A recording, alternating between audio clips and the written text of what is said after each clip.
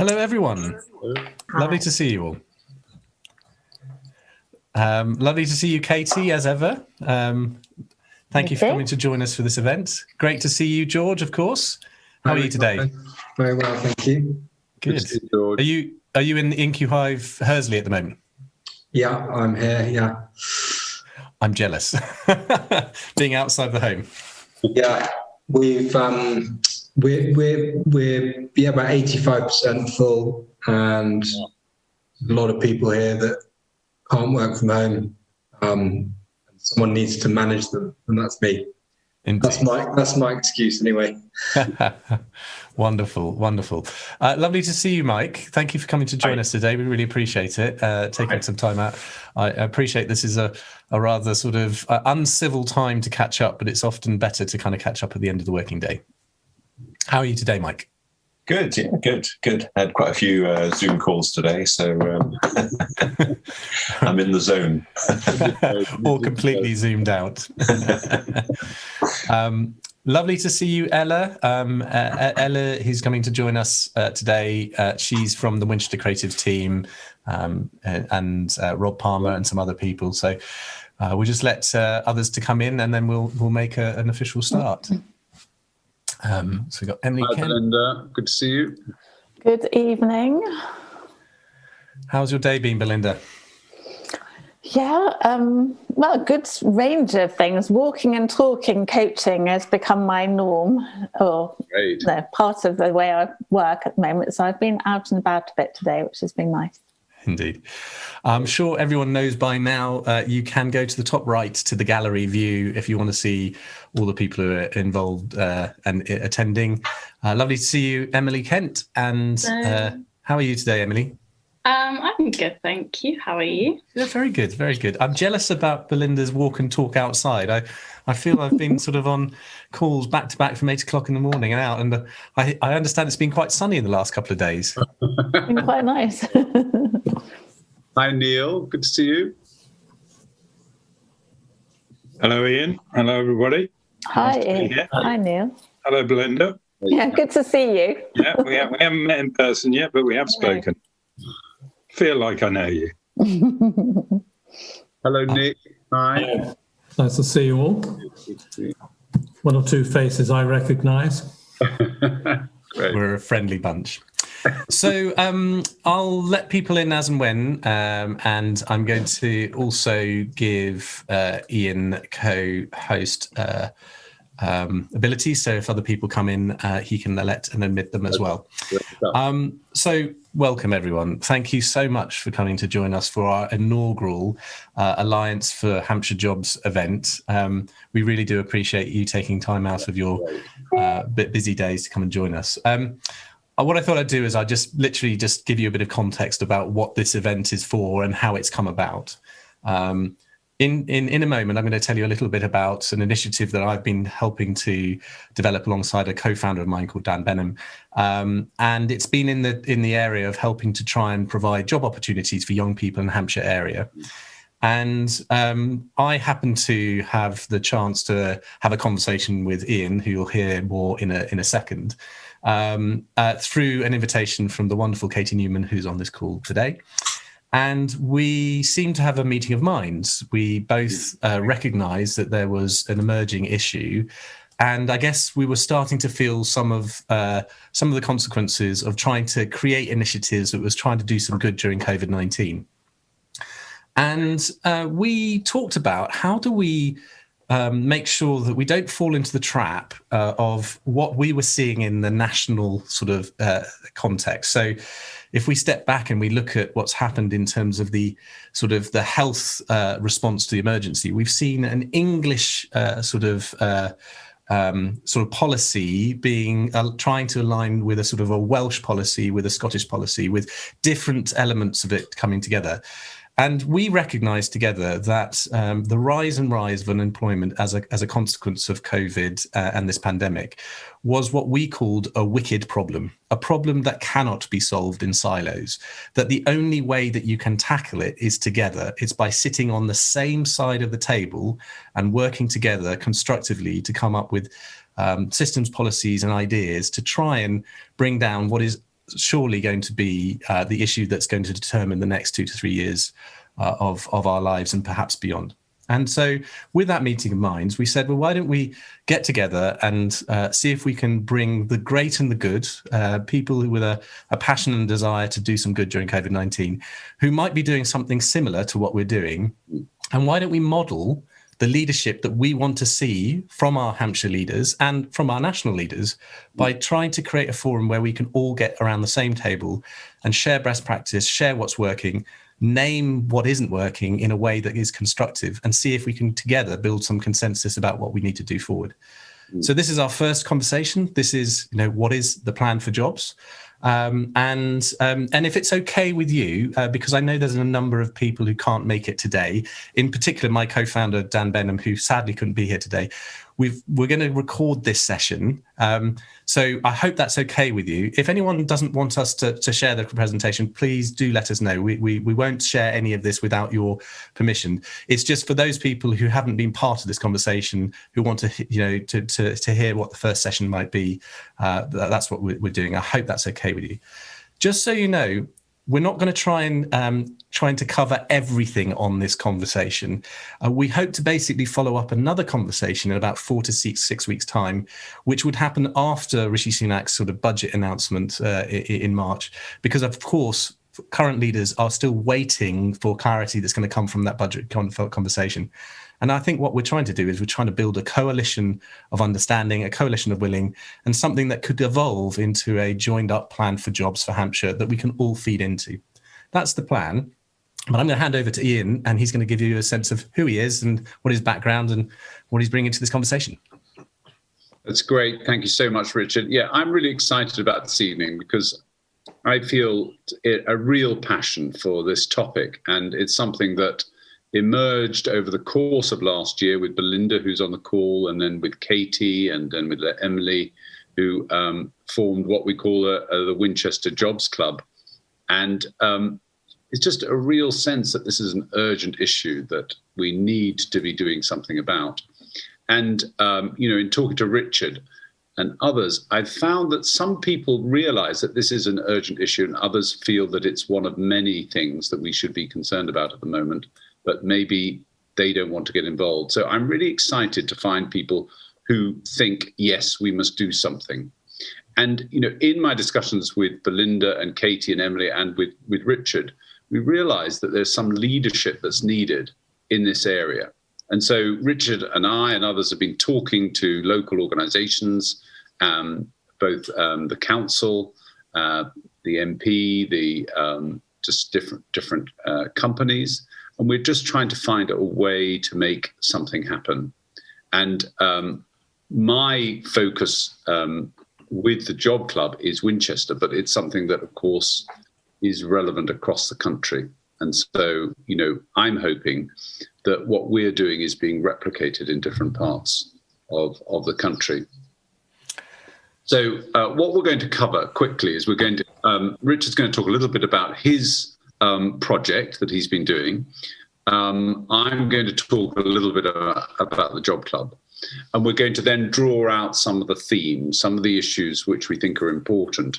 And we want to draw your thoughts into that and see where we're missing things or where we should be focusing.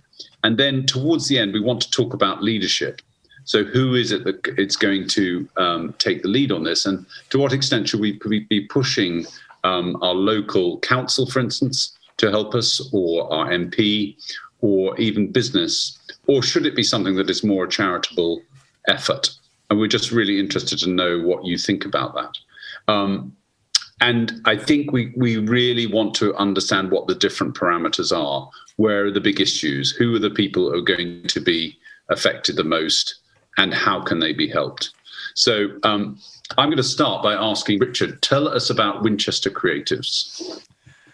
So I thought I'd tell you a brief story about hope. And with any good story about hope, there's always got to be a kind of burning platform. And in order to explain that burning platform, I think everyone has been aware. So we started an initiative which was last March in 2020, exactly the same time that the first lockdown came about. And it came about because I went for one of my daily walks. We were allowed to have an hour of walking time. And I heard at the BBC that the Resolution Foundation said that due to the first lockdown, there was going to be 1 million people under the age of 25 that was going to be unemployed by the foreseeable future. At that stage, I knew that we need to do something about that, and I wanted to do something to help, not knowing that there wouldn't just be one lockdown, there'll be 3 lockdowns. So you may have seen in the news, be it from the Prince of Wales, from his Prince's Trust Foundation, it's been on the front pages of The Guardian, The Telegraph, The Mirror, the Sunday Times, all about this rise of this talk about the COVID generation, the lost generation that is affected by either not getting a job opportunity or being furloughed or not getting that opportunity. Now, interesting enough, when you look at the Office of National Statistics, there's an underlying view that the UK kind of unemployment rate was around 5.1%, which in historic terms is still manageable. But when you drill underneath the surface of that, there is a stat that is very, very alarming. It says that basically people between the age of 16 to 24 are there's been a 14.6% rise in those people who are unemployed. So this pandemic is in an unemployment terms is disproportionately affecting kind of young people. And when we look forward to it, we heard just in January from the office, actually last November, from the Office for Budget Responsibility, there was an assumption that the GDP was going to basically drop to about 11.3%, which would mean that unemployment would peak at about 7.5% in Q2 of this year.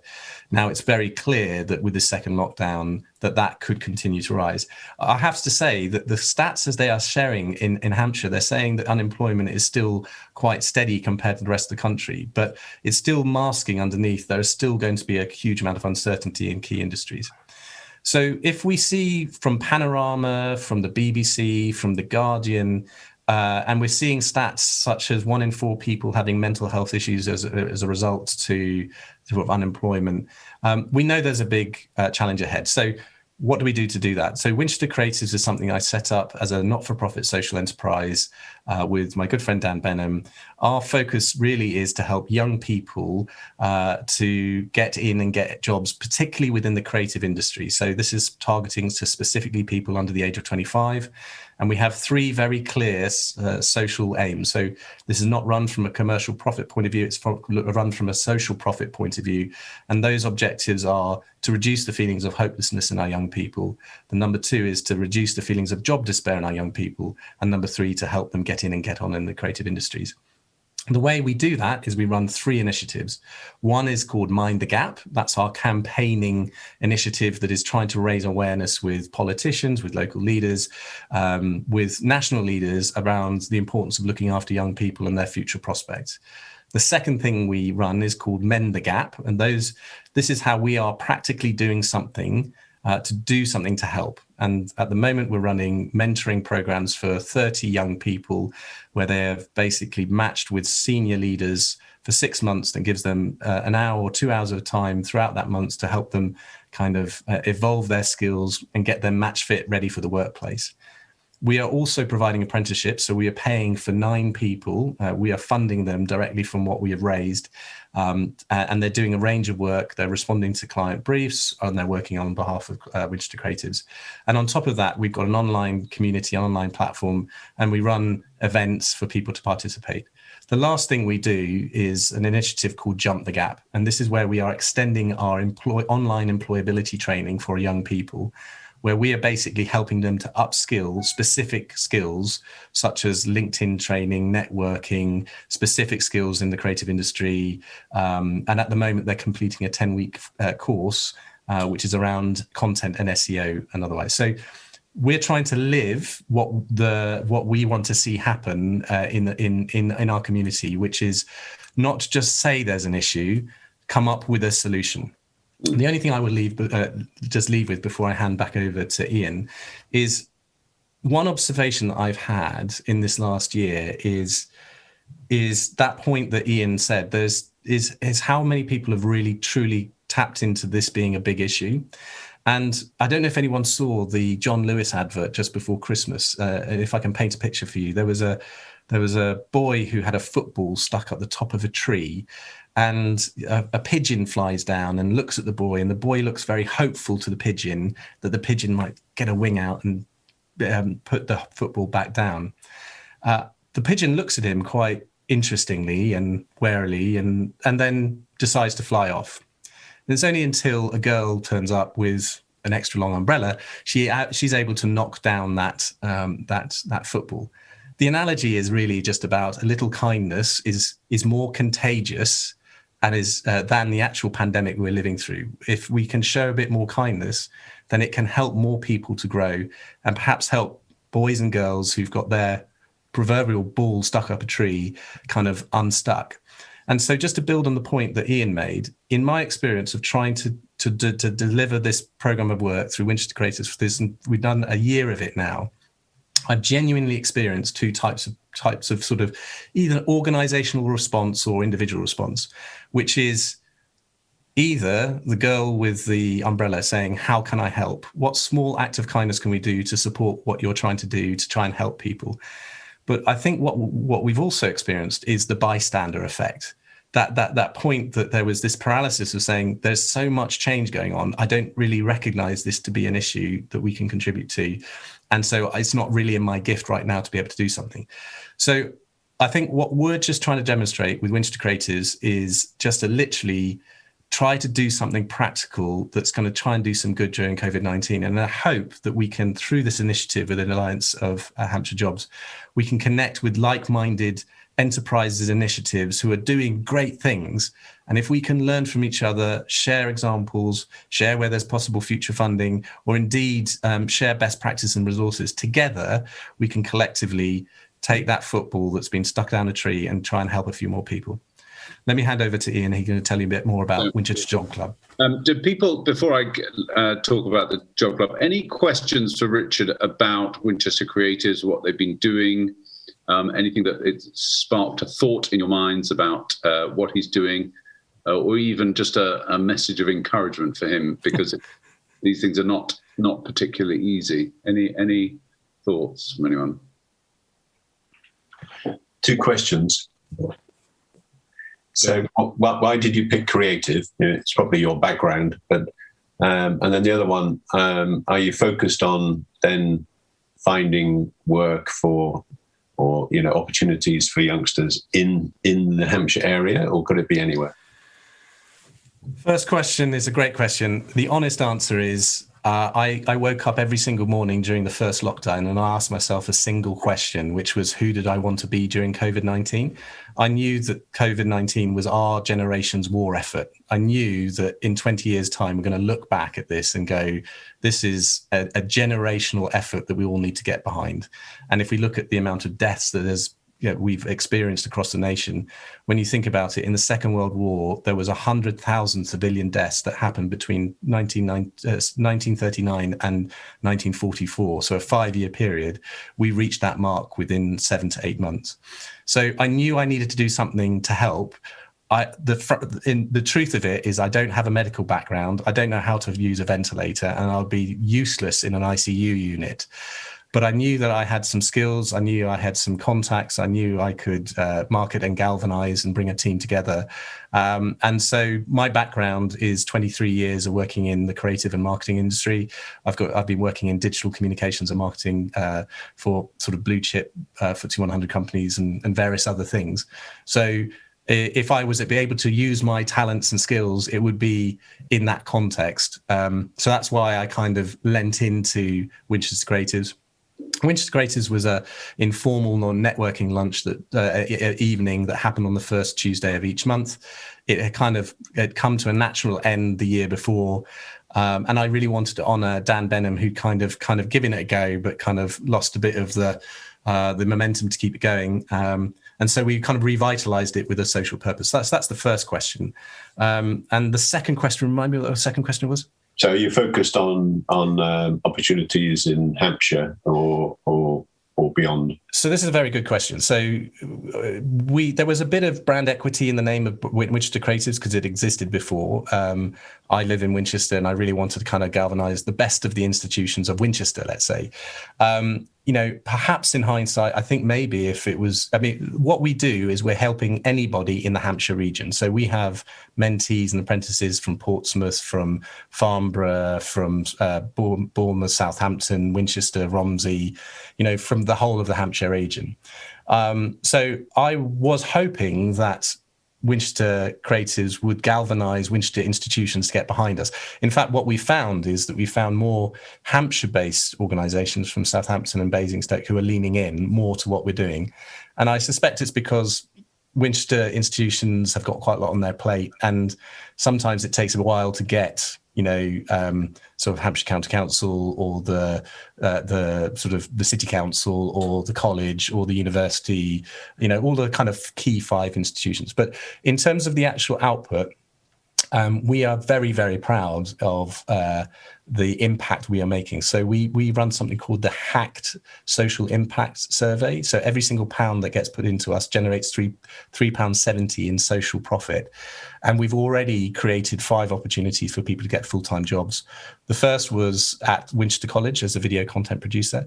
And we've got others who have gone into roles in London, into Basingstoke and wherever. So the vision ideally would be we would create, we've got untapped, underutilized, highly skilled resource within our community who could connect with business and organizational need within the Hampshire area. I'd love to create, job opportunities specifically in the Hampshire area. From our specific perspective, if we can create a full-time job and it happens to be in London rather than Hampshire, we'll make sure that happens. Great. Any other questions? Any other thoughts for Richard? Hey, Katie. Hi. I think what the Winchester Creatives Initiative is doing is great, and I'm impressed by how comprehensive it is in terms of you touching on training, work experience, campaigning, contacts, mentoring. I guess I'm wondering, out of all of that, I know we need it all, but is there a particular element in it which you have found most valuable, or the people who've been on the programme have found most valuable, and where you'd want to put more focus in the future? This hasn't been planned, and I honestly haven't set this up, but I can see that Matt Hampsey's on the call. He's one of our Winchester Creatives apprentices. I wonder if I could defer the question to you. So, Matt, if it's possible, could you give us a sense of your journey of how you've been involved in Winchester Creatives, the various initiatives you've been involved in, and I guess the ones that kind of is helping you the most? You're on mute, mate. Yeah, sorry. I've got a housemate singing in the background. I'm afraid they're a bit excited downstairs, but I'll try and keep it as brief as I can. I was really interested just by some of the anecdotes you gave there, Richard, by the way, and I was thinking about sort of my experience whilst you guys were speaking. I do think I'm lucky in 2 regards compared to, say, people that are already in their careers, in that being a student, you're not usually always at the best in terms of your sort of mental health and stuff. So if anything, I think I've actually had an improvement during these lockdowns. Now I'm not doing my masters, but but as well as that, I was also lucky that I was doing my master's degree, because before that I was in a very toxic environment within the design industry, and I thought to myself that I sort of deserved better. So I was going to go back to Winchester and I was going to do my master's degree and then find a new job in industry. So after sort of that section of my life, sort of halfway through my master's degree, the COVID-19 pandemic hit, and it was kind of scary at the time, but I knew I was okay because I had support from the government in terms of my bursaries and stuff. And I worked as a bartender at Wetherspoons at that time, so I was grateful to be working for a chain pub. So it's strange in a way, because when you were talking about people sort of that unemployment statistic, it doesn't, I don't think I'd count in that, because I've got support from the furlough scheme, but I'm still a graduate at this point who's not going to be able to get his first role in the industry. So I saw Richard posted a little post on LinkedIn, and he was talking about how and it was the quote that you said, the who am I going to be during COVID-19? That's not an anecdote. He really does say that all the time, which I think is wonderful. he was talking about, how can you help these graduates get into their first role within the industry? And, I gave him a call. We had a half-hour conversation. And since then, it's been a year of just getting that first Mend the Gap campaign out, having that $6,000 crowdfunder, which not only hit its first $5,000 target, but it hit its $6,000 target, its stretch target, and we had hundreds of people supporting us. People bought my artwork, which was a bit of a life-changing moment for me, because usually if I draw, it's for myself, and I've never had anyone pay for it, so that was amazing. And yeah, and now we're just, because of the support we had, we also got the support from a company, a real company that if I go into a store and I see their logo, I'm like, wow, yeah, those guys care about us, they support us, and they're big. So to have that sort of attention's been, even now I'm a little bit nervous, but it's been pretty crazy. Right now I'm working with Winchester Creatives on the Mend the Gap campaign, which has been brilliantly organised by another part of our team, which is Ella over there, if she wants to give us a wave. And we're just currently working on that to just not only celebrate the stuff that we've done already in terms of getting all these mentees together to come to the talks like these, to conversations like these, but also, through that community to try and gain more support from people like yourselves and businesses. And it's definitely, I would say, the impact it's had on me personally has been phenomenal. I don't think, I say this a lot, like sometimes the work can be, a little tedious and very admin-y, and you have to sort of figure out things that you don't know. But I mean, I'll never have another opportunity like this again in my lifetime, I don't think. And I'm going to stop talking so much, and I'm going to pass on to Richard. I'm just going to sum up, because I don't want the conversation to be dominated just by a Winchester Creative, but thank you so much, Matt. Just to give you a context, so Matt is part of our volunteer team. He's also been matched with a mentor, so he's got 2 mentors that's working with him for 6 months who are working with his LinkedIn profile, things like that. He's been access to our online training, and he's also been part of our paid apprenticeship scheme, so he's across the board there. If we've got time at the end, I would love to come back to Ella and ask her the same question as to what she's going to get out of what she feels that she's getting out of Winchester Creatives. But without wishing to dominate the conversation about Winchester Creatives, I really would love to turn to Ian and find out more about the Winchester Job Club. Well, we started our first course in December last year. It was something of a rush because we just wanted to get something out, and Katie and Belinda were the coaches who led it. We found a very good charity in London that trains people called Resurgo, and they were trained up, and then Emily joined as well, and we did our 6-session job club with around 10 participants in December leading up to Christmas. I mean, they can tell you more about how that went, but we were really excited because we filled up the course very quickly. I think we only advertised it for a couple of weeks, and we really saying, let's help some people get job ready, not necessarily find them a job, but get them their heads in the right place, give them some tools and get them together in a group to work out how they can find their next job. And the amazing thing for me was that we had a really diverse group of people who got together. And normally, I mean, I just wouldn't think that would work. I would think, a diverse group of people, very different levels of confidence, different skill levels, different industries. Why would you get them together, and why would that work? But it did. And that when we reviewed things with them at the end, that was the thing that they loved most, was that they had that sense of mutual support from a diverse group of people. And there were people who were older who helped with their experience. There were people younger who helped people with their technical skills or whatever. But there was just an amazing sort of synergy from this diverse group of people. And we felt really excited about that. And the group continued to meet after the sessions had finished. So they had Zoom sessions afterwards together as a group. So it felt like we'd really stirred something up and got something going with a small group. And my sense as that group was going was that there were probably 100 times as many people out there, even in the Winchester area, let alone the rest of Hampshire, who could do with that kind of help. And so we began to plot for how we could expand what we were doing and whether we could repeat the course. And we have, over the course of January and February, as a team, been trying to work out how to get funding, how to get the training, how to get the coaches who would lead those sessions, because it's quite challenging to facilitate a group which is very diverse. Some people are really not confident. They, if you have people who have been out of work for a long time, that's really challenging for them.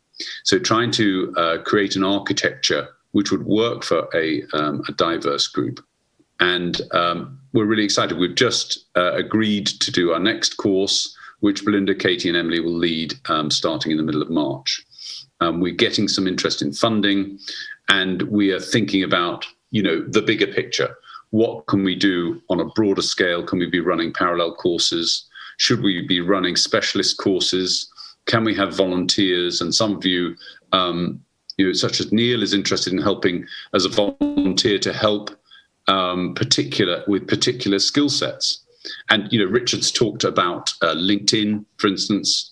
We think networking, we think CVs, interviewing, all those things can have specialist advisors helping too. So we think there's a whole kind of network of things that can be provided in a kind of a loose terminology, which is like a job club, where the starting or the core of it is a course of six 2-hour video sessions. So we're really excited about it, and we want to get it moving. But we do need to find some funding, and we're really onto that, trying to find different organizations who can help pay. Because in terms of coaches, we can ask people to volunteer a little bit of their time, but it's quite intensive work. And it, often coaches are self-employed people, and they need to be paid. So that's what we're thinking about at the moment. But we're definitely starting our next course in March.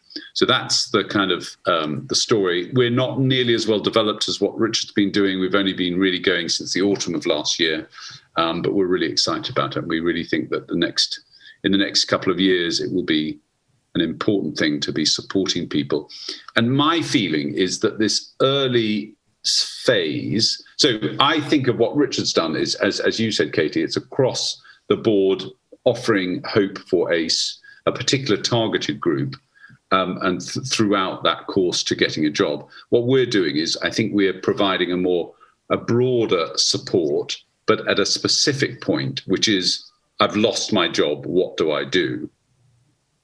And that is a really key point, and it's going to be really important in the next year, because we will see lots of jobs being lost, sadly.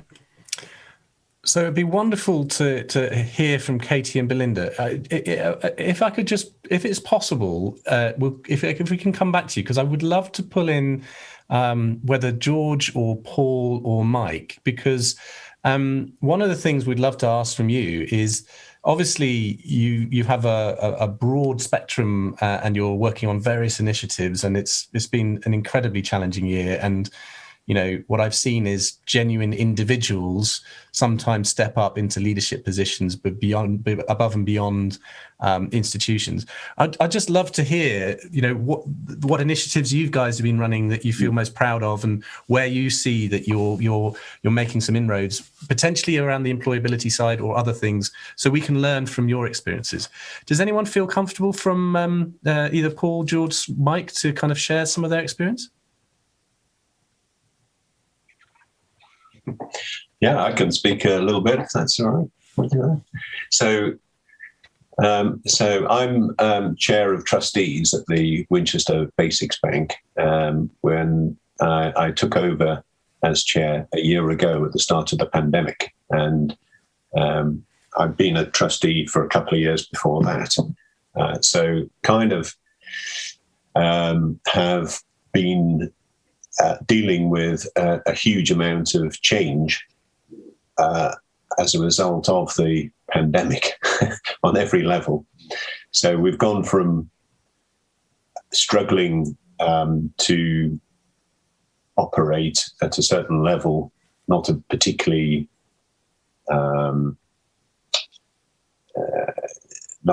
satisfactory level for various reasons, because fundraising was always difficult, property was difficult, relationships with others was a bit difficult. And in a year, we've completely changed that. So funding has been amazing. Winchester has been incredible. We've had lots of donations of things. We've got all sorts of property options. We're now open every day of the week from Monday to Friday. Only used to be 2 days a week. Demand has gone through the roof. So at the peak of the pandemic in April last year, demand was 3 times the level of the previous months. Over the year, it was 60% up. January this year, we were 50% up on January last year. We're much more active with schools, supporting a lot of families who have children with free school meals. And we're all the time challenging ourselves to go further and go further. And so we're just embarking on a program of signposting, and have just run with that on our website. Literally the last couple of weeks doing that. And have a consideration really of where do we go with this? You know, so traditionally most people know us as a food bank. We actually do food and clothing. We've re-equipped clothing now on a much better basis with the Vineyard Church. But, you know, we're always kind of challenging to say, how do we make our reach more effective? And also what sort of, you know, when we're interacting with people who are in an area of difficulty, what can we do to help them in other ways? So rather than just a sticking plaster, then, you know, what other aspects of support? And clearly a big impact is money. You know, people have you know, events in their lives that cause usually financial problem. And there's an obvious link with jobs, and we've another thing we've done is change the narrative in the last year from, oh, you know, are you in need? Are you needy? Into this is a community activity, community support. It's the community helping the community come forward. You know, we've taken we've been through all our communication, taken out all the old references. We don't have any kind of trying to address the stigma issue. But you know, we receive people in.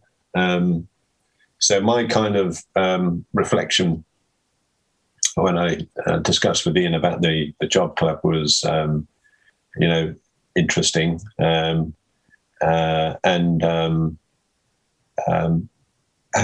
Is that an area where we could kind of bolt on something?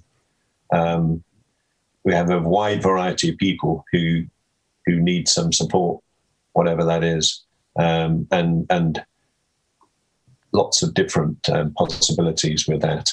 And you know, we have a kind of core client, sort of typical client person who might be involved in lots of social support activities, but then there's a lot of other new people who are experiencing real difficulty, you know, and it might be that you on the outside look perfectly fine, but actually you've just lost your job, you've got a big mortgage to pay, you've got, you know, a couple of children or something, you've got quite a lot of costs, you're under a lot of stress, you know, where are you going to go? Support systems take time to kick in, and our main role is to that sort of emergency plug to deal with people, but they can be in lots of different situations. I mean, a huge number of events that have taken place, social events, relationship events, but normally there's a link with finance, and particularly at the moment with jobs, because of the pandemic. So yeah, that's our consideration really, and how that looks and how it could be structured. Who knows? You know, there are lots of possibilities. So good, Mike. And I mean, I really pick up on the urgency thing there, you know, being able to respond to people within the day or within the week, those immediate needs, which are support, our social services support systems, they're not quite quick enough for those needs. Yeah. And yet people are suddenly without a home or suddenly without a job. And can be, it's a change of circumstance that can happen, you know, overnight or within the same day, you know, and what do you do then? So we're kind of a bit of a gate for people coming in, and then it's up to us. What do we do with that? How do we help? Hence signposting really to. We're quite close with Citizens Advice, get a lot of referrals with them. So I have a lot of conversations with them. They're always rethinking things. How do we reach further? How do we get further into the community? You know, just before Christmas, we opened up a new hub in Alresford. You know, so we're very active in doing all sorts of taking initiatives. So whenever anyone comes up with a new idea, we think, "Oh, that's interesting." Well, latch on to that one. Well, I'm sure I echo what everyone feels, which is we applaud all of your efforts for the last year. It's been extraordinary, and we're so thrilled to see the great work that you've been doing at Winchester Basics Bank. Can I just check? Would George or Phil, would you like to bring in a perspective from? Because I know there's been fantastic energy coming from InQ Hive and from the business community. We'd love to hear from that perspective. Well, I want to talk about the work we do in Basingstoke. So Basingstoke is the home of the M3 Job Club. I'm sure I've talked to Ian about the M3 Job Club, which is a very successful charity. I think they're 8 years old. It's turnover about 30 grand. They've helped 1,200 people, and their hit rate of helping people get into work is phenomenal. The sector they operate in is slightly different in that it's mostly 40 plus. But their model is very successful, and the council are very supportive. The council has a employee and skills and employability officer called Lisa Edwards, and there's a monthly skill zone which has about 40 people involved in that, all from the town, the businesses. I don't know if Winchester do a similar. I don't think Winchester have that. No, I don't think so. They don't. I've never met them. I don't know. So if there is, we haven't met them. No. I don't know if you've met anyone that does that role, Paul, but so I feel in Basingstoke there's a really joined up, very advanced environment for helping people work at all levels. I do presentations at the job centre for the DWP. I help people that are pivoting and starting their own business. It's this very cohesive environment that I just don't see and haven't seen before. I met in last year in Winchester. So there's a model there that we can perhaps replicate across Hampshire. And I think that is definitely echoing in our experience. We're seeing more energy and interest coming from Basingstoke and Southampton, particularly around our initiatives. Yeah, but there's also a massive problem at the Gen Z end of the spectrum, and there's not a huge amount of buy-in that we found at this level, trying to understand that particular part of the labour market, approach jobs, which is very different. Where we are, one of the reasons for our partnership here with IBM is that they've got a very stuffy, stereotypical work, which is white, middle-aged, and they're trying to stimulate a more diverse culture. And part of that is bringing us in to try and create some dynamism and energy and bring in a younger element to IBM. Sure. There are people thinking about it. Thank you, George. Just so you know, I think your sound is slightly modulating, so it was dropping in and out. But I think you got the gist of what you're saying. Before we move on, the open invitation. Would anyone like Nick or Paul like to add to that? Hi everyone. Just a quick introduction to the organisation I work for. I'm the Executive Director of Winchester BID, which is Business Improvement District. We're a small not-for-profit organisation that's funded and led by over 700 businesses in the city centre.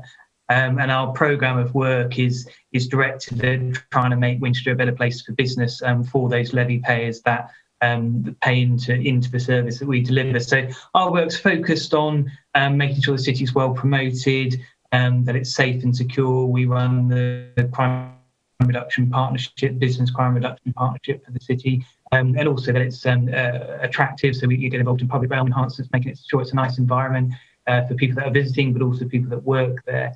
And that it's a good place to do business. So that's the sort of core of what we do. This year, one of the key things for us has been advice and guidance to businesses to help them navigate the challenges that they faced, really, in order to try and hopefully save more jobs from those businesses which have been under such incredible challenges, with all of the lockdowns. Although there's been some tremendous support from government, it's still, very, very difficult. And I think one of the key things where we get involved, and I wanted to come along to find out more about the discussions that will be here this evening, but I suppose one of the main areas where we work sort of in supporting perhaps new jobs, because mainly we're working for the businesses that are here within the city centre, but it's the work with the University of Winchester. And I feel they're quite good on this and starting to talk a lot more about opportunities for their students and graduates, more than we have done with them in the past. So a big thing for us has been trying to connect graduates with businesses that are in the city centre, or create opportunities around work placements, mentorship, that sort of stuff. And that's been our main area. But I think it would be interesting to hear more about, as we mentioned, what Southampton and Basingstoke are doing and some of the key players there. And that might help us think about some of those organisations we really need to try and engage with in Winchester to be able to expand on what some of the stuff that Richard and Ian are doing through their initiatives. So I'm quite keen for us to move on to the sort of the main topic for this discussion about what's the plan for job. I think it's naturally leading that way. But before we move in that direction, does anyone else want to just say anything that they wanted to contribute at this stage before we go into the bigger conversation about, who and how should this be led and with what type of initiatives and with who? Would anyone else like to make a contribution? Ian, would you like to kind of tee this next section up? Yeah. So I think there's some really good themes coming out as we discuss things. As we saw from what Richard is doing, there is identifying particular groups that are in need, and he's focused on the younger group. And as we heard from Mike, there are those who are really, there's if you kind of say the desperate group, the group who are really urgently need help. And then there are other groups across, all the way to professionals who find themselves in, the really difficult situation of losing their job. And there's that initial support that's needed to help them reorient their heads or orient their heads to a point where they feel confident about applying for jobs. And then there are those stages of getting to the point where you're ready to look for a job, and then that mechanism of the networking and finding, a good CV, what are your transferable skills and things. And I think, some of the things that have come out in the discussion, I think are really interesting. So how do you have a group that is good at signposting? Mike talks about signposting. How do you identify the particular needs of people who come your way? And, if we're to do something which can really offer help for a wide range of types of people who are in need, how do you identify that? And there's a skill set around that early support, which I think, the CAB is probably, perhaps they're the leaders in doing that for people who are really vulnerable. But how do you identify where people's needs are? I think the thing that we haven't talked about, which I'd like your input on, is industries, different industries, because we know from the news and we know from our high street that retail and travel are areas that are really hard hit and unlikely to recover quickly, and probably never in the same way again. There are other industries we know are doing really well. E-commerce is doing very well. Construction is doing well. And there is talk about green engineering and other industries which we think are this kind of the future of this country. But then if you have people who are losing their jobs in like a retail area, and we know Debenhams is going to close, what are those people going to do? What about retraining?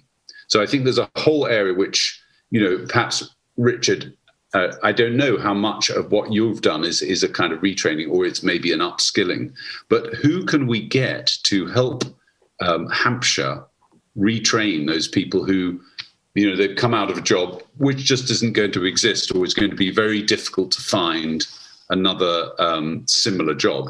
And, the classical thing is, if you're looking for a job, go for those jobs which you've done before. Use the skill set you've got, use the industry that you're already in. Maybe we're at a kind of tipping point for our country where we need retraining. So that retraining question, I think, is a big one. So, and then, I think we've had some good points on metrics as well. So Richard is using particular metrics, social impact metrics. So how do we measure, if we put effort and people fund these things, how do we measure success? With our job club, for instance, we have had 10 people go through that first course, and we have one person who's got a job. We're really excited for that person. But is that a good metric, or is it around the confidence level that people feel as a result of having gone through the course? So how do we measure some of these things? I think this theme about Basingstoke is really helpful. So we have amazing initiatives around Hampshire. How can we capture the best of what's going on already? How do we create forums or networks so that people can learn from each other? So those are some of the things I think that are coming out as we talk about these things. And I'd be interested to hear from Rich and maybe others whether there are other themes that you think are important. So if I could build on that, unless anybody else wanted to just respond to Ian's points there, if I could just build one other thing that I've recognised to be true, and this is probably my learnt experience, which is I've been asking myself the question, where is the moral and practical responsibility, where does it lie in support of people trying to get jobs? So if I put my perspective of people who are called NEETs, they're not in employment, in education or in employment. They've transitioned out of higher education. So Paul mentioned about the university and doing some work with BID. What we've found is institutions not being quick enough or agile enough to respond to the scale of the challenge that is on their doorstep. And what I found is that potentially there is a gap of responsibility. So is it the responsibility of the university who has effectively got a graduate and has said, we're doing this work to become more employable for the future? Once they leave that university, is it really the role of that university to help them in that employability? They'll say they'll give employability options for life and career support, but we have 23 people who are part of our mentoring network out of 30 who are either currently in as a graduates at Winchester University or have left. And they themselves are saying in their lowest moments that they're not getting enough support from the institutions they've been part of.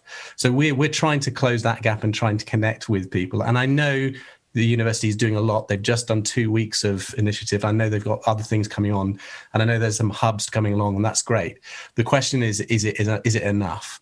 And the question I have is, whose responsibility is it to find these people jobs? Is it central government? And if so, we've got the Kickstart scheme that's coming through from Rishi Sunak, but our experiences of applying that is it's taken 3 months to get through from DWP to get 5 roles sorted. And there's a gap between a £2 billion announcement last summer, instigated in November, from it actually being instigated. So there is a policy in place, But is it the role of the government to find those people, central government to find the jobs? Is it the role of local government to basically stimulate those jobs and those opportunities? Is it the role of the higher education institutes who are effectively running businesses based on this prospect of employability?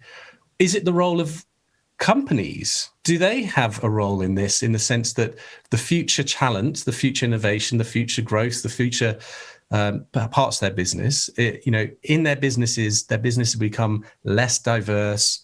There'll be more wage disparity. There'll be more age disparity. There's lots of issues that will sit in an organization. Or is it indeed the time for charities, like the wonderful work that Mike is doing, and he's stepping into that role of being that gatekeeper? Or are we just leaving individuals to step up and fill the gap that is in there? So the question I have is, I come back to it, is where is the moral and the practical responsibility to tackle this wicked problem of the rise of employability that we will see in our communities, particularly over the next 2 to 3 years? Where should that sit? Whose job do we think it is to basically tackle this part, and whose job is it to create a joined up plan for jobs? Has anyone got a perspective on that? Great, Paul. Really, I think it's lots of different types of organisations and people's responsibility, and I think it's trying to drive, and this is something which I think you're trying to do with your initiative and this sort of conversation this evening, but trying to get that sort of joined up approach. And also that ability to signpost, because it is, many of those organisations that you mentioned, I would agree that all of them have a level of responsibility. Any education provider will want to look after the people that have gone through their courses, but it's not their sole responsibility. It is government's got to step forward, our local government's got to step forward, and it's businesses as well. And obviously, that we're an organisation that works with businesses, and there's a lot which are thinking about different types of schemes to bring people on at different levels. So I do think it's about us all working together, and perhaps locally, a big part of it is trying to raise the profile of the issue, which I think you're doing with these conversations, getting more people involved, and then getting that sort of joined up approach of us knowing exactly what different organisations are doing, so we're aware of what's there, where the gaps are, as you've raised, and then where working together we might be able to help fill some of those, I guess, would be my sort of initial response. And as a fantastic leader in Winchester, and it's been extraordinary the work that you've done over this last year. How might we galvanise the coalition of the willings, these institutions, these organisations? Have you got any thoughts about the mechanisms we can do that? How can we create the Basingstoke of tomorrow within the Winchester environment? I guess some of it's about finding the right people, isn't it? Which is always really difficult, particularly in sort of larger organisations sometimes. So, like with the university, part of and that's sort of, as I say, the main link where we've got involved in sort of supporting jobs, because it's sort of on the side of, sort of what we do. But that kind of came about from us networking, having certain conversations with people at the university, and then thinking, right, we can actually, sort of create something here and create some partnerships. And then also there's, for example, we've got a festivals in Winchester group, and we started to make connections with events organisers, with events management students, for example. So some of that, I think, is finding those people that have, are involved in that in their job role or have the passion, and then trying to bring them together, really. That's sort of how some of our works, but sort of come about. But it's there'll be others in the room who kind of do more in that sort of area. But I think that's how we've developed some of our new projects. Wonderful. Mike, I think you were going to make a point there. Yeah, just an observation on at the university end. So I've done some mentoring, some careers mentoring for the university that I was at a long time ago. And I think that's a very productive scheme based on the results they got. And they map that, and I've met the people who run it. Unfortunately, for whatever reason, the number of students that come forward for that scheme is incredibly low, and it's very frustrating. Now, perhaps the pandemic will change that. Perhaps the accent will, refocus minds.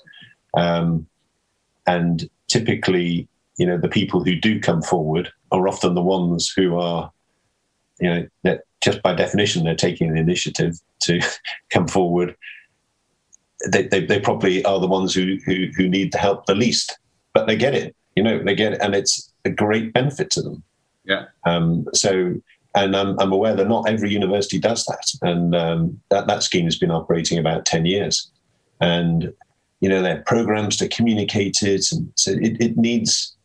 I don't know how you do it, but certainly when Paul mentions those things about communication between different actors and different groups, maybe some synergy comes from that, because it's certainly worth doing, or attempting to try and publicize, mix it up, get more people aware. It's about confidence building, and oh yeah, I'll try that. That sounds good. Or my friend did it, so maybe it'll work for me. Wonderful. Because universities, I completely get it. That as soon as you leave, it's kind of, well, you're not my, I'm vaguely interested, but does echo. It's a real key moment there when you're actually still around. But a lot of students, a lot of grads will just say, "Oh no, I'm too busy on my course. I need to focus on getting through my exams." But once you've left, you've missed so much. Could I just turn to George just for 1 second? Because the question, supposing that whose responsibility is, how do we energize the agility of business enterprise to address issues of urgency? And is there something around institutions that are trying their best to respond to the nature of the crisis, but perhaps aren't being able to be quick enough or work at scale? What do you think is, from your experience of working in around this region, what's stopping that agility from happening? What's stopping from this? I don't think it's high on their agenda. And that's probably the biggest problem, is that it's not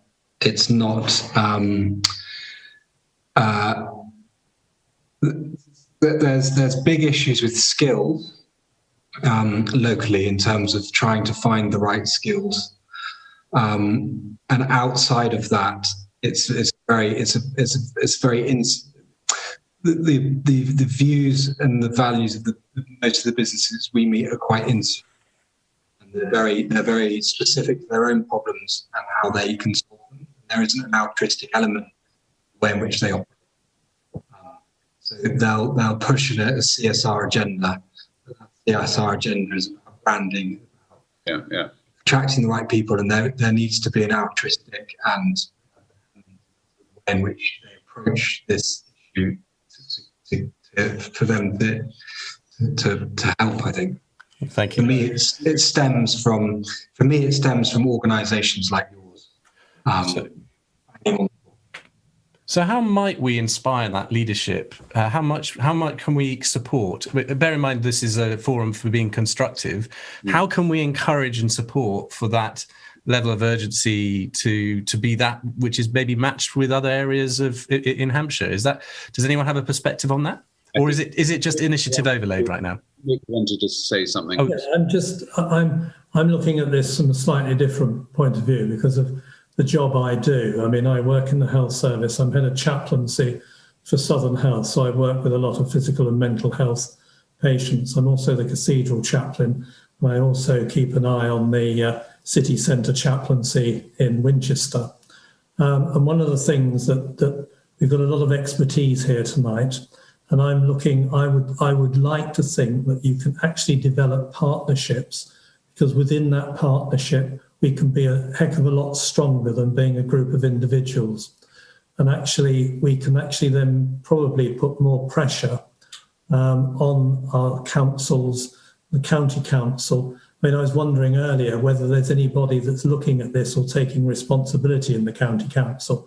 And if not, we should actually be pushing them to actually have somebody in place that we can connect with. Because I know from my job in the health service, signposting's great, but unless you know what those organisations are like when they actually get referrals, they can be pretty hopeless. But what I'm saying is if we can work in partnership together, we will be a lot stronger because we're all bringing different perspectives to this problem. Wonderful. Very good point. And I like the point about identifying people within the council and even kind of influencing them to create some job if that's what he's doing. And I do feel that we are in this phase, which is like, it's like the end of the Second World War. Everything's changing. And, the economy, society is changing. And these institutions actually have to drop a whole load of stuff which ain't relevant right at the moment and move to the things that are relevant. And if I could just build on something, because I'm really thrilled to hear from Paul and Mike about the wonderful work that's actually already in place, and that's great. Honestly, I mean, this is just me going to be sharing from my learnt experience. So my learnt experience through this initiative is very much akin to that of George right now, on the sense that we've reached out to the point people, and I think it's similar people that you're working with, Paul, with job titles that might have sort of, engagement or employability in it. We've had 34 conversations reaching out on all cross levels to the university to engage what we're doing. And pretty much across the whole piece, it's, don't talk to us, we've got enough problems going on right now. And what we then experienced was like, we may be able to do something next November. That was a year, we had that conversation in November. It leaves the impression to us that institutions they're struggling right now with fundamental sort of seismic issues within their organizations, but they're not necessarily being quick or agile enough to respond in scale. They are doing everything they possibly can, and I think where we are based, and this is why it was quite interesting. So our clarion call to say, where is the leadership? How can we join up for the Plan for Jobs? It was picked up by the Telegraph. I don't know if you saw that. It was in the readers' letters. Ian had a conversation with our MP, Steve Brine. That went straight that evening to a conversation with Rishi Sunak. And what we're seeing is, in fact, some senior leaders who are really grappling with this issue, and they're running with it because they understand the urgency. We're seeing whether it's broadsheets or otherwise. And there seems to be a little bit of that disconnect, which is, have we really grasped the urgency of the situation? And I guess it's a bit like the climate emergency. Until our leadership recognizes this to be an issue of priority, like George was saying, what may happen is that we'll get into trying to build, I really want us to build the coalition of willing, and we want to kind of form that view. But from a Winchester Creatives perspective, we are going to go into a place which values creative entrepreneurialism. And now, if that means it's Basingstoke, and if that means it's Southampton, we're going there. So, and if it means it's going to be the City of Culture bid that's going to be the thing that's going to be the most exciting and innovative piece, our initiative will flourish in an environment that values creative entrepreneurialism. And if I step back from that, the reason why it matters, which is part of the question that Mike asked earlier, why creative? We are in probably the most challenging time that we have experienced in our lifetime, in a generation. We are looking at the steepest drop in GDP that we've experienced for the last 300 years. We're going into one of the deepest recessions, well, by the time things taper up with government funding. And the only way I can see out of this crisis, out of this recession, this jobs crisis, or indeed the economic challenge that we have, is that we have to lean into creativity. We have to lean into problem solving, and we need to lean into entrepreneurialism, because that's going to be the thing that's going to drive the economy going forward. So I think we need to potentially look at a dual track system in this, in the sense that, yes, I absolutely believe wholeheartedly in the principle, which is why we've set up the Alliance for Hampshire Jobs, of partnership, knitting together brilliant leaders who are doing wonderful things where we can share resources and things like that.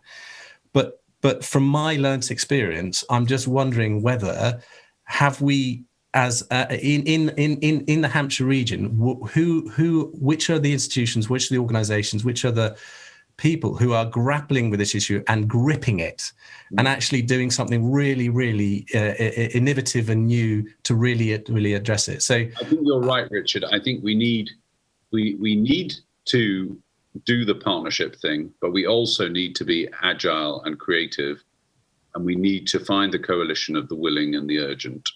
Yes, the coalition of the willing and urgent is a wonderful way of explaining that. I would really love to hear from some people we haven't heard from this evening. Also, particularly the younger generation. So Emily, Ella, Rob, you look quite young. Neil, you're looking quite old. No. Anyway, we haven't heard from you, Neil. So, and Belinda, we'd love to hear from you. Any thoughts? Because we've got 5 minutes more. So it'd be lovely to hear from some of you. Any thoughts that you have? Things that we should really focus on. We're not going to come to an answer this evening, but things that you think are really important that we've missed, or we're deaf to. I think from me, the key thing is just agility. I mean, through the way that we're taught to approach our careers at every stage, through education, when we're at school, it's all about getting good grades. You have to know what you know and be good at it. Then when you get to uni, it's all about experience, get that internship, you need to be in the workplace, and then you leave uni and it's all about networking. It's not what you know, it's who you know. And it changes so often that it's only right that as a kind of employee going into the workforce, starting your career, you're joining those agile organizations and you're being flexible in your approach from both ends of it, not just as an individual, but as the companies that you work for. There needs to be flexibility embedded into that. And I think that's where kind of the large problem lies, is the fact that companies aren't built to be flexible these days, whereas 2020 and 2021 have taught us they need to be. So that's, I think, my key takeaway from everything. Really excellent, Ella. Thank you. And I've got lots of things springing off in my head about how we can do something about that. Emily or Rob, any thoughts? Fine if there are none, but can say. I suppose what I can say. Can you hear me? Sorry, at the moment. Yeah, a bit quiet, but okay. So I just want to. I mean, for me, I just want to support Winchester Creatives. Really, it's almost like a guardian angel in a way, as hyperbolic as it kind of sounds. After I left uni, as I've heard a lot here, I was at Portsmouth Uni, but I live in Winchester. They didn't really. As soon as you're gone, they kind of help. They send emails, but it doesn't, that doesn't improve anything. For me, Winchester Creatives has probably been, I'd probably put more value on what they've done for me in terms of linking me up with people like a mentor. And off the back of that, I've got work, which has supported me a lot. Certainly when I'm furloughed, I didn't get full-time furlough. So the work I've got there has been great. And as Richard was saying about being the kid in was it the John Lewis advert? Yeah. Being a kid looking up at a tree. That is how I felt once I left uni. And I think Winchester Creatives has been like the girl with the umbrella for me. It's knocked the ball down and sort of helped things start rolling. So, I'm very grateful for them, and I hope more cohesion comes off the back of that with other organisations. Fantastic. It's great. Good. Can I just recommend one thing, actually, to Richard? I don't know if you're aware of this. So my daughter's a creative in London, and she loves the Young Creative Network. Yes, I know it well. Yep. Which are called You Can Now. They're trying to rebrand themselves as You Can Now. And it seems the variety and the width of the courses they offer, the mentoring. Well, it's also the extent of the brands that are willing to support them. So you've got Nike, you've got brand, you've got Spotify, you've got McDonald's, you've got a whole range of business community who see this as a wonderful conduit to basically support the creative industries, the creative networks. There's a vibrant community. It's something that we'd love to build. But yes, I know well. In fact, I'd love to follow up afterwards, and maybe I can have a chat with your daughter and connect up. That'd be wonderful. she's always effusive about it, and not just a one-off at one stage. She's now 30. She's been through a few jobs and lots of different things. She's doing a new course on something, So, she's not easily satisfied. So when she's effusive of that, I'm thinking, wow, it must be good. Sure. Can I just one cool question? Just go back to Ella just for 1 second. Just what does Winchester Creatives mean to you? I think the value lies in the fact that there's not just one thing that is focused on. It's all about education, networking, mentoring, and experience. And I've been able to kind of access all of those things. And I think that's where the true value lies, is that it's not narrowing the spectrum at all. It's opening up every opportunity that it can, and it's not limiting itself at all. And I think that's the key thing, is pushing boundaries, not limiting ourselves, and kind of just going after what we can, because the only thing that you can do with that is good. So there should be less fear and more action, I think. Great. But we're really out of time. So I just want to summarize some of the things that I'm taking away, which I'm going to work on. One is around the agility and flexibility. I think that's amazing as a kind of theme for us. One is around the benchmarking. So, finding out what's going on in Basingstoke and other parts of Hampshire so that we can replicate that across the county.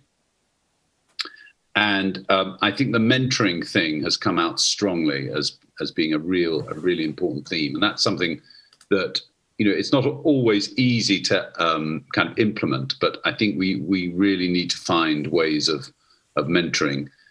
I'm feeling that what Winchester Creatives is doing, we need across several industries across the county. And we need to find the people who are as passionate as Richard is about creativity, and replicate that in other industries, maybe retail, maybe travel, maybe e-commerce, so that we can get similar that kind of breadth of process that you have going to support people. And then I think the youth is another big theme that we need to pick up on and deal with. And that picks up on the Winchester University. I'm not going to give up, Richard, on Winchester University. I think we have to do something. Great. Neil has mentioned a question about enlisting the help of local outplacement business. Do you want us to cover that, Neil? You're on mute. So it's just a thought. There's a couple of local ones that I know quite well. One who's quite involved in a church. So on this, Ian's point about helping people, who've lost jobs at Debenhams, or who need to fight and change industries.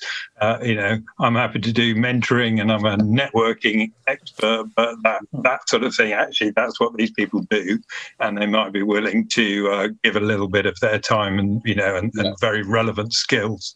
So, thank you.